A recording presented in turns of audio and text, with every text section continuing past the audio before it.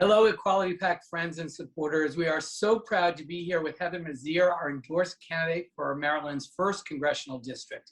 We are recording this video so you have an opportunity to learn more about Heather, her campaign for Congress, and why we need her in the Equality Caucus.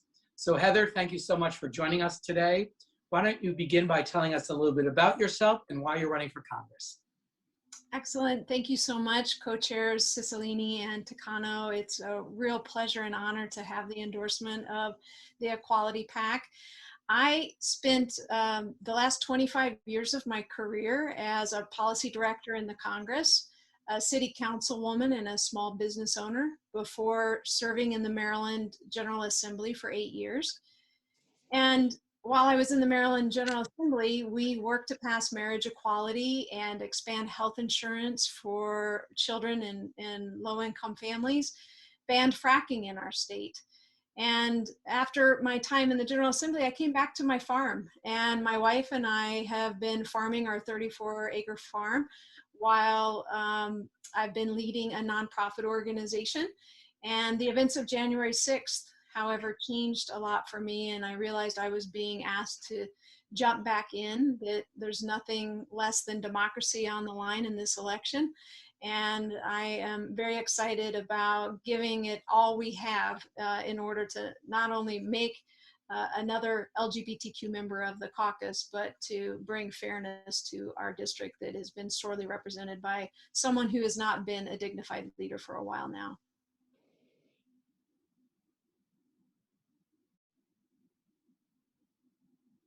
Thank you, Heather. That's really wonderful to hear where you are coming from in your candidacy.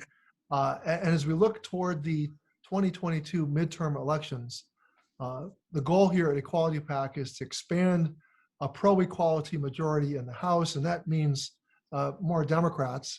The Republicans just are not on board with the equality agenda. And we want to make the Congress even gayer than the current Congress. Ever since I got elected in 2012, I've been able to say every 2 years we've just elected the gayest Congress in history that I know of. But you know that Congress, I just want to say that a lot of people look at Maryland's 1st congressional district and they see it maybe a hard place to win for a Democrat, and it's favored by Republicans. What is your strategy for how we can secure a victory on the eastern shore of Maryland and defeat Andy Harris? That's a really important question, and thankfully the sun and the moon and the stars aligned that when I felt compelled to jump back in after the events of January 6th, it also coincides with redistricting. And our district out here in the 1st district was pretty much gerrymandered to be a Republican district 10 years ago. But we're seeing a very different set of data in the state and an opportunity when this district gets redrawn, expecting it to be much more balanced and look more like it did when Wayne Gilchrist represented this seat. For 18 years, we had a moderate Republican that represented the 1st district. And I'm proud that Congressman Wayne Gilchrist is endorsing me in this race. We're running a big tent strategy that is about coalition building across party lines. The work I've done at my nonprofit organization at Soul Force Politics has specifically been for 4 years about bridging the divide that exists in politics and bringing about conversations and approaches to political engagement that find our common connections instead of accentuating the places where we disagree. And my time in the General Assembly was marked with a history of alliances, unexpected alliances, where I worked with Republicans in the pro-life caucus to pass legislation to expand family planning because we built on our friendships and a level of trust. And I was able to have a conversation that if we want to lower the abortion rate in our state, we have to get at unwanted pregnancies. The way we do that is by expanding family planning services. And so with each and every issue that I've worked with in the legislature, it's always been about stepping across the aisle, finding strange bedfellows and alliances that are least expected in order to make progress on these core issues that we share in common as our values. And this kind of approach to politics resonates very strongly in the 1st District. Between our early fundraising, our endorsements, and the redistricting approach that is going to give more balance to this district, we see a strong path to victory here. Well, that's great to hear, Heather. You know, I've always believed that in order to be competitive, we need to field great candidates everywhere. And that's why Equality PAC is so proud to have come in early and endorsed your campaign for Congress. One of the things we're focused on, as you know, is securing passage of the Equality Act and continuing to advance rights for LGBTQ Americans.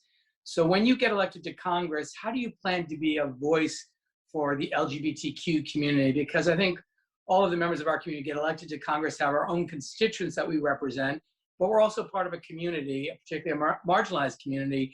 And so how do you think about that role in Washington as a member of Congress?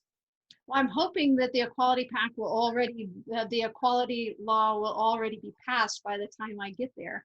But of course, you can count on me for voting for all of the equality measures that would advance our community. But this is what I think is important about electing more LGBTQ members to Congress. We, through our personal journeys, have already taken great risk at some point in our life to speak our truth. Coming out of the closet and being honest about who we are and who we love at a time when most of us did, it wasn't as supported and culturally accepted as it is now. Those were really defining moments in who we are as people and who we are as leaders. And in being courageous truth tellers and being willing to stand up for what we know is the right thing, no matter what the risk and cost, is what we need more leadership of in the Congress. And that's why as we grow the LGBTQ caucus, we grow the kind of leadership needed to not only advance important legislative issues that will improve lives in our communities, but will help advance important issues across the board.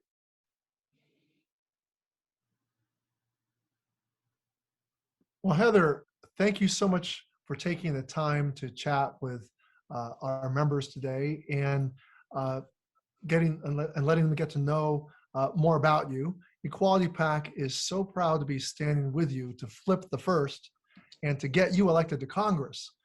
To our followers and supporters, please take a moment to support Heather's campaign for Congress. Every dollar that you donate goes a long way to ensuring amazing LGBTQ candidates like Heather can win, so we can grow the LGBTQ membership in the House. So please visit heathermizeur.com/donate. That's heathermizeur.com/donate and give what you can. Thank you again, Heather, and best of luck in your race for Congress. Thank you so much. This early and strong backing is giving a ton of great momentum. Happy Pride Month to everyone. Happy Pride. Happy Pride.